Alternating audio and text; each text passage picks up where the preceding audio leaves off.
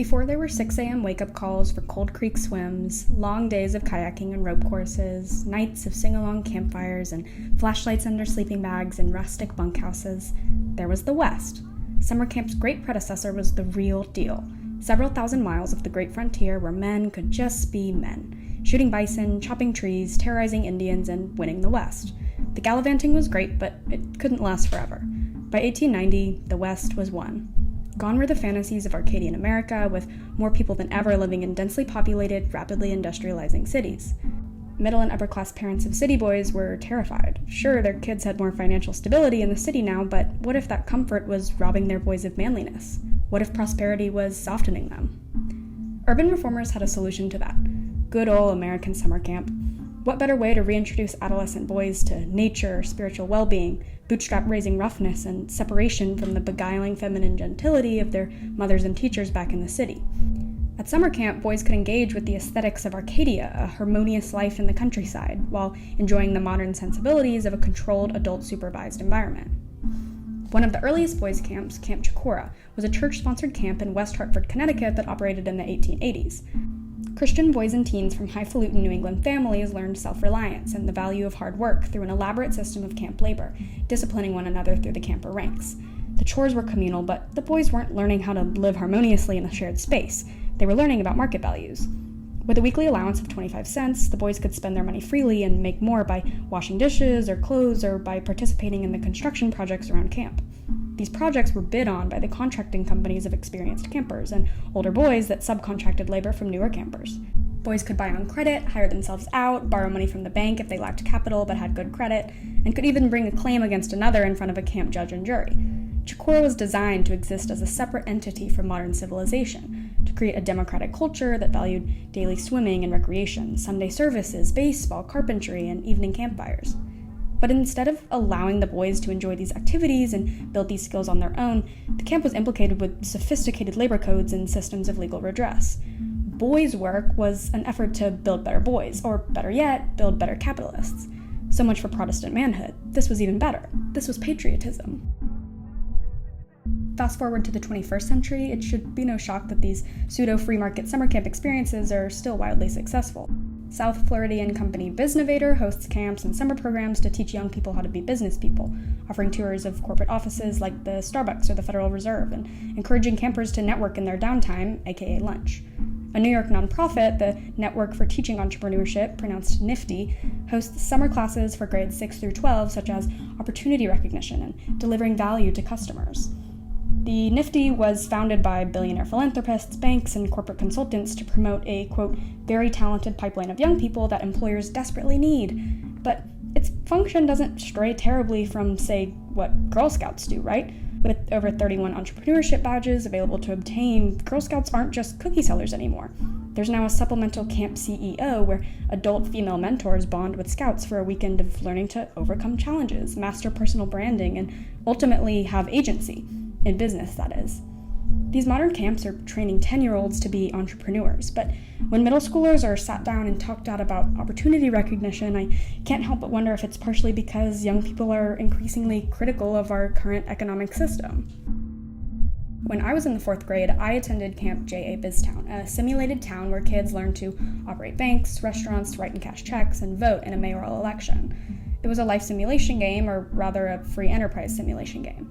I remember applying and interviewing for my job, the photographer for the newspaper. On my breaks, I would walk around town, make song requests at the radio station's DJ booth, and swing by the doctor's office to buy health insurance, or those little balloon stress balls filled with rice that absolutely did the opposite of stress relieve my mother when they inevitably exploded at home later that evening.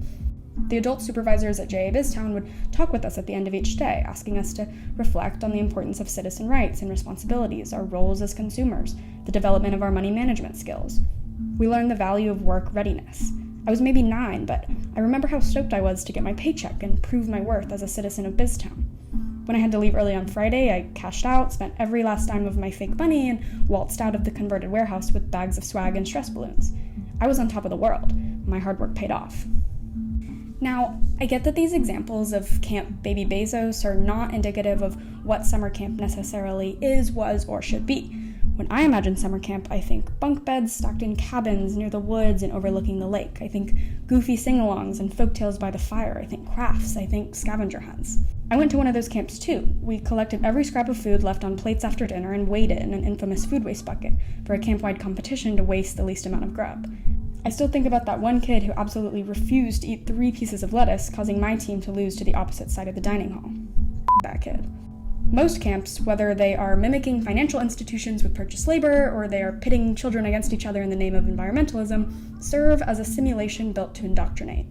Summer camp is a utopia for children, an escape from the real world, but it's also a really smart tool for planting ethical codes into the minds of American youth. When I was initially putting together this video, I came across what I thought was great footage of early 20th century kids having a grand old time at summer camp. They were doing archery and jump roping and giggling and dancing. Come to find, a few days later, all of this footage was from the junior Nazis of America in the 1930s.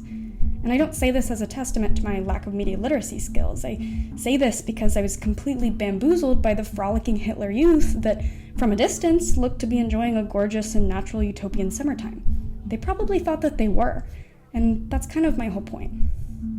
I was never really sold on summer camp. I didn't attend too many, and so maybe that's why, but I really hated the sanctimonious satisfaction that my friends carried on their faces and in their conversations when they returned from sleepaway. Camp friendships were secret. Whatever secrets exchanged and bonds deepened at Camp Balabaloo or Camp Tiki Tiki or whatever bizarrely exotically named Judeo-Christian camps that my friends attended, I would never understand the hype. But of course, I could take a guess. Camp is mystifying, all-encompassing. One of the first times in a kid's life where they're encouraged to explore their physical and mental energies without parental supervision. Most camps aren't purely exploratory, though. There's a goal, a purpose, something that kids walk away with that they didn't possess at the start of the summer. My friends always returned from their 6-week adventures with sun-kissed skin, a pile of new addresses that they promised to write to, and more often than not, some new ideas about the world. I had one friend who came back with new cotillion-esque table manners from her all-girls uniformed sleepaway. Some friends learned new morality clauses highlighted in their pocket Bibles from church camp. And we all know about the personality shifts that occurred within first-time theater campers.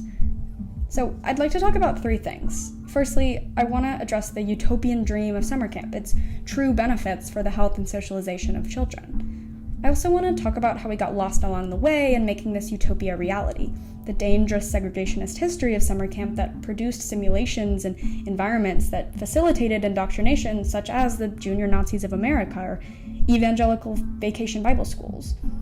I also want to talk about the future of summer camp and why, more than ever, we need it to be reinvented and made accessible for all children. So, in order to grasp how American summer camp came to be, we need to pinpoint when children were assigned real value in Western culture, value that didn't depend on financial lucrativeness. That moment is during the Victorian era. The definition of childhood is historically loose, but it's around the mid-1800s that we began to associate adolescence with a kind of romantic nostalgia. Victorian daydreamers began yearning for childhood in a way not previously found in Western literature. Most notably was William Wordsworth's 1799 poem Lucy Gray, which describes the loss of a child with what historian Linda Austin calls a very modern portrayal of guilt. Until the break of the 19th century, children were viewed as mere extensions of a patriarchal family, not autonomous beings. Several reasons here, one being that the public registration of birth was not standardized until 1836, so there was no sure way to know how old people were. Consider The Sims, which I personally love doing. Sims don't gradually get bigger, they blow out their candles and transform to the next life stage. This kid could be 4 or 11, this kid could be 13 or 17. Unlike The Sims, the modern era provides so many ways to distinguish ourselves, year by year of every age we reach, whether through education or laws or media or targeted marketing campaigns. Nervous parents can read WebMD milestones for every year of their child's life. One of my favorites regarding deepening voices of 12-year-old boys. Who said that? My point is, pre-Victorian era was a time with no definition. How could there be? Marriageability could hardly mark the end of childhood. If the definitive end was the age at which you could legally marry, then the 17th and 18th centuries would have radical notions of adulthood, with girls wedding as early as 12 and boys at 14. Austin describes childhood during the Victorian era as more of a condition than a duration. Childhood is a phenomenon separate from youth. Youth being sexual readiness or societally accepted eligibility for marriage. Childhood was a period of dependence, of innocence, a time in which someone exists inferiorly to the point of being actually referred to as a child. Austin actually considers industrialization to be a turning point for this shift in thinking, this sudden consideration of children as separate from adults. Rurality was commonplace for most of human existence, really up until this very moment. For a long time, children were integral to the family economy. The ideal age for a chimney sweep was 6, after all. But because of the decline in farming and newly established labor laws, most children didn't work for their families anymore. In the mid-1800s, there was public outrage in England over child labor, what Austin calls the first sense of a social violation of a biological category. Kids under 8 were barred from working in factories, those under 10 no longer worked in mines. Work hours were shorter, children were grouped with women, periods of mandatory school attendance were longer. But shifting focus away from English Victorians, American cities were seeing these same moral panics in our increasingly populated urban areas at the turn of the 20th century. The protected child epitomized middle-class values during the Progressive Era. This line of thinking was heavily inspired by those Victorian daydreamers as well as European education reformers in the early and mid-19th centuries. Jean-Jacques Rousseau wrote about childlike innocence and the importance of play in early years, and the first U.S. kindergarten was established by a German immigrant, Friedrich Froebel, in the 1880s because he thought women were unfit to perform the task, but he was a jackass. Despite unreliable contraception, many Americans were also actively choosing to have fewer children during this time because of dwindling religious reasons and the lessened need for offspring to provide income. Urban parents were increasingly aware that their children were surrounded by immoral influences in the city. I mean, summertime in urban areas could be downright unpleasant. This was before AC, the BAC if you will, and cities were savagely humid come July and August. Plus, municipal sewage systems were not commonplace, so the streets smelled of rotting produce, untreated sewage, horse manure, you name it. Cholera and typhoid and myriad infectious diseases were rampant. The cities were not deemed physically safe nor mentally for children. City parents considered their children at risk of boredom and idleness. Early camp industry leaders found summer camp to be this great Arcadian fantasy, a wilderness-adjacent experience that was still safe and constructed, still clearly modern. Psychologist William Morse wrote in 1947, "Many adults who would themselves shrink at the thought of one night in the open rashly suggest camp as the automatic remedy for the physical and mental health problems of children. The woods are categorically supposed to be wholesome and full of the enzymes of adjustment. Consider the mountain air, the simple meals, the early morning swims, the communal living. It sounds fairly utopian and achievable, especially for controlled groups of children whose parents paid hefty fees to cover entrance and expenses." Early camp brochures, urban newspapers, and parenting magazines advertised late 19th century camps not as indolent vacations, but as institutions to employ leisure in a cultural and constructive manner. Camps were purposefully wooden and canvas and stone. Urban dwellers mourning the nostalgia of their ancestors' rustic rural surroundings could take comfort in the traditionally stylized but incredibly sensible experience that was summer camp. Leslie Paris, historian at the University of British Columbia, writes in her 2008 book Children's Nature, "Camps were hybrid cultural spaces, middle grounds where pioneer cabins sometimes coexisted with miniature golf courses, where children played Indian one day and dressed as film stars the next. Their return to an imagined past was only thinkable in relation to the industrializing present with which their leaders and clients were in constant dialogue."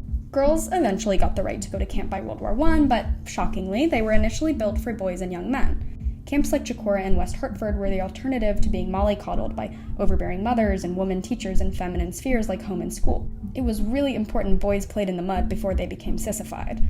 Urban reform politics were straddled by a culture hell-bent on protecting the ego of men. Fun fact, Teddy Roosevelt initially created national parks not only for conservation like his legacy would like us to believe, but because he saw the abandonment of the frontier as a point of crisis for American masculinity. These huge swaths of land owned by the government initially served as playgrounds for urban white men to hunt. It was a brilliant idea for everyone involved except for indigenous hunters who now got the title of poachers. Early camps were mostly attended by middle and upper-class white urban Christian boys. Rural recreation and education of Protestant manhood was basically their antidote to the city life, feminine influences be damned. The YMCA and other Christian camps that purposefully kept prices lower were essentially gathering as many boys as possible to turn to Christ. I want to note that the founder of Camp Chicora, where boys subcontracted labor from their friends for fun, initially stumbled across the small island where the camp was built and claimed it was divinely ordained to be a camp for adolescent boys and virtuously staked the ground guided by manifest destiny onto virgin land.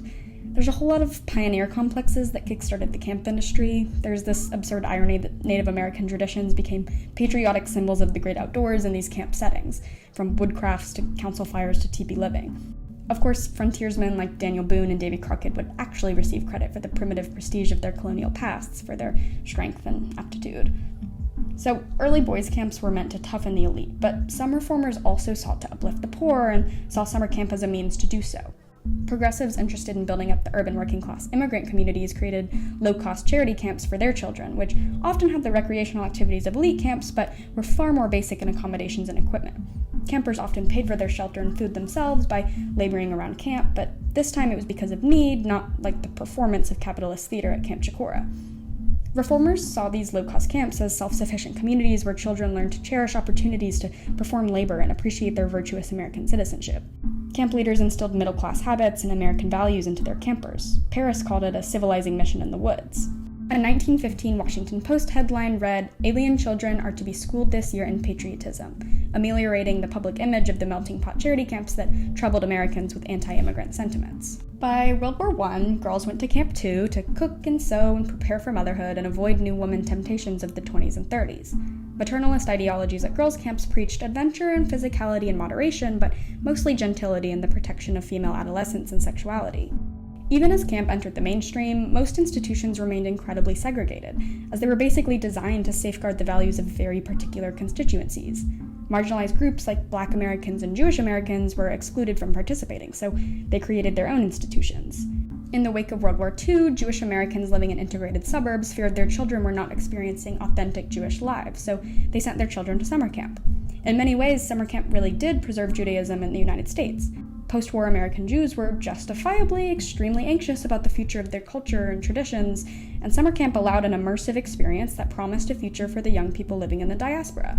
In other ways, these summer camps perpetuated very troubling narratives about identity that have had tremendous consequences. Massad was a Zionist summer camp that operated in the Pocono Mountains of Pennsylvania from 1941 to 1981. In 2014, sociologist Dan Lanier Voss wrote Israel in the Poconos, Simulating the Nation in a Zionist Summer Camp, a paper in which he explores Massad's role as a simulation in creating a deep sense of belonging among campers and therefore more easily spreading Zionist principles. He defines simulations as sets of institutional routines and practices that participants define as an approximation of some other scenario or activity that is defined as more real. A national simulation, more specifically, encourages participants to experience the simulated nation, in this case Israel, as a tangible reality, even if only briefly and artificially. Massad was shaped as a mini-Israel, an attempt to engineer Jewishness as totality, even if just for a summer. Campers spoke Hebrew, engaged in communal practices like agricultural work, hiking, and singing, and experienced similar geographical conditions because of the carefully selected location in the Poconos. Lanier Voss argues that the brief moments when campers felt belonging to the Jewish nation lent credence to the belief that those actually living in Israel experienced this membership in an even deeper and more lasting way. The simulation of Israel at Massad encouraged campers to sense national belonging vicariously or through the eyes of others. If they actually lived in Israel, this powerful sense of belonging they felt at camp would only grow stronger. The spatial distance, the actual physical distance between Massad and Israel, was a resource to explain the gap that campers may find between their experiences and the promises of Zionism. Our sense of self is multidimensional. There's our personal identity and also the aspects of ourself that derive from group membership, our social identity. Humans need groups to survive, but we only benefit from them when we genuinely feel a part of them. Social psychologist Dr. Marilyn B. Brewer claims that in-group assimilation must be equalized with distinctiveness. There's a sociological model called optimal distinctiveness theory where social identities are derived from a tension between validation and similarity to others, as well as a countervailing need for uniqueness. Summer camp is a great place to maintain this balance between assimilation and differentiation. There's a strong sense of group membership coupled with the feeling of independence, whether real or not, that campers feel from the freedom of activities at summer camp. Even if camp is indirectly structured and guided, there are more elements of choice than one might find at home or school. Summer camp, at its most basic, is children playing adults, playing village. Massad camp leaders transformed an abstract concept of identity into a tangible experience for kids living in the post-World War II Jewish diaspora, and particularly in the American suburbs where Christian camps were heavily marketed but extremely restrictive on who they let in. And so at the turn of the century, when American city dwellers battling various degrees of internal xenophobia were experiencing growing diversity in their neighborhoods, sending their children to summer camp guaranteed the intimacy of a homogeneous village with the capacity to strengthen desired moral codes, like masculinity, capitalist ideals, Protestant middle-class values, or, in the case of Massad, extreme Jewish nationalism. Often in order to distinguish and maintain positive social identity within a group, members of the in-group discriminate against out-groups. It's why Leslie Paris calls these early summer camps privatized public spaces. They were effective simulations that balanced realism and reality, that knowingly excluded certain outgroups to make a more perfect utopia for those that made it inside. American Jewish historian Dr. Sandra Fox wrote about camp sickness for the New York Times. Whatever is restorative about camp is not replicable at home, she says, drawing from her own experience as a young kid with multiple sclerosis and newly divorced parents. At Jewish summer camp, she found friends and meaning in her faith because it was different and frankly better than staying at home. Camp can create a 2-month bubble that feels transformative, says Fox, like a trip to Neverland. This idyllic sense of joy, coupled with the camp's not-so-discreet focus on Zionism, gave Fox and her friends an intoxicating feeling that what they learned and did over those 8 weeks was what really mattered in life. Later, her experiences and education challenged those ideologies, but the cultural agenda of her sleepaway camp did its job, at least for a while. What camp leaders do best, Fox says, is induce a kind of extended period of euphoria in kids by cultivating a series of climactic highs with very few, if any, lows. One of the very few integrated camps in the Jim Crow South was Highlander Summer Camp in the mountains of East Tennessee, which actually served to educate kids across the color line about civil rights. Its first iterations in 56 and 57 avoided the topic of inequity entirely, hoping to create a racial utopia where color didn't exist.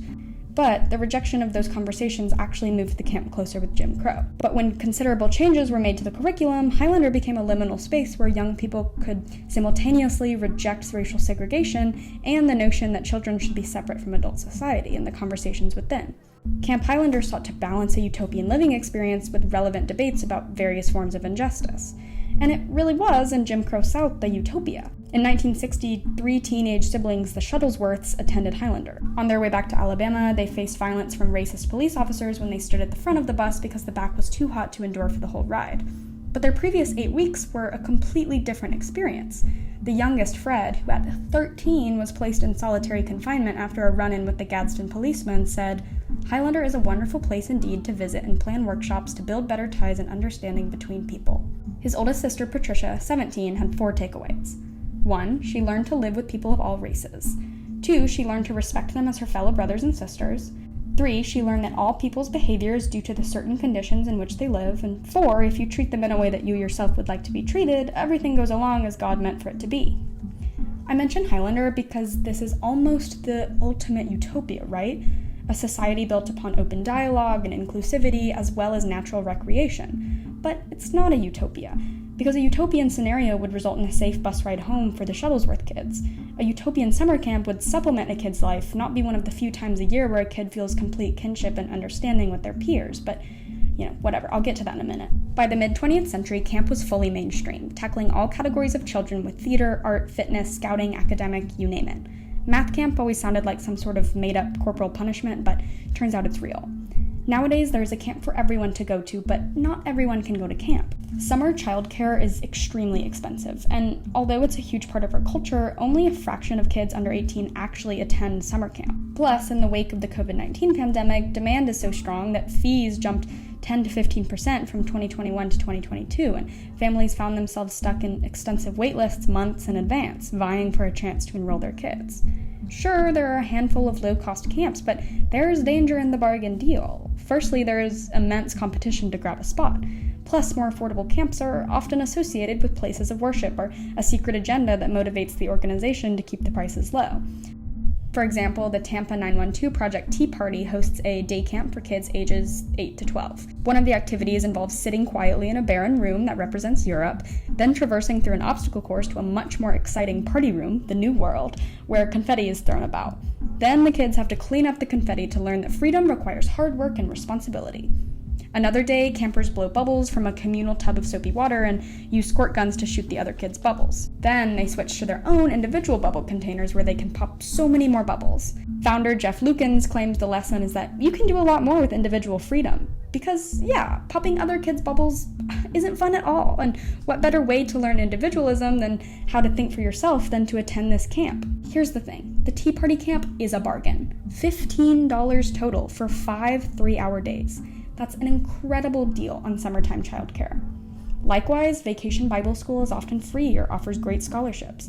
Babysitters are usually more expensive than a week at Bible school.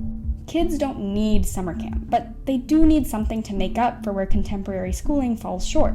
How do we assuage the anxieties of children, prepare them to grow up in a world of climate change and growing economic precarity?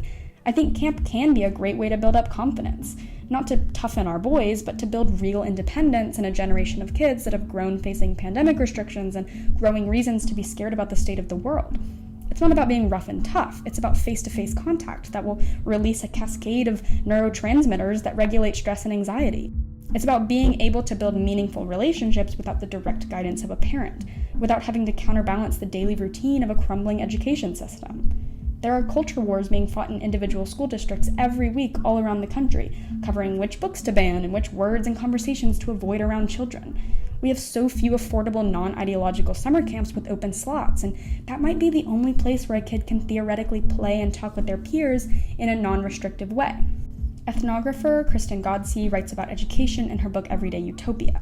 She thinks it's a mistake to think we can return to some non-ideological place of just teaching basic subject matter and nothing else. She says there is no value-neutral way of educating citizens.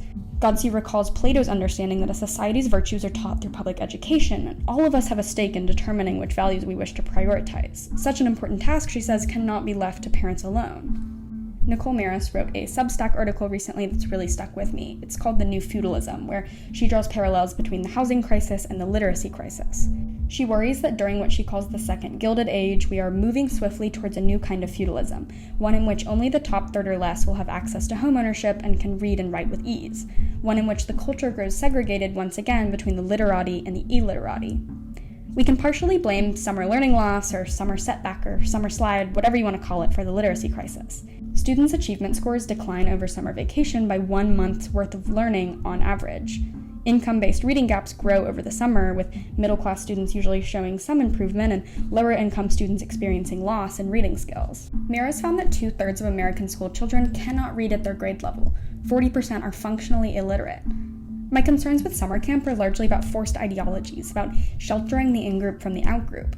If a significant chunk of the population cannot articulate their thoughts or clearly express themselves, what happens then? Do we just accept that free society has failed? Do we accept the fact that we could not preserve democracy?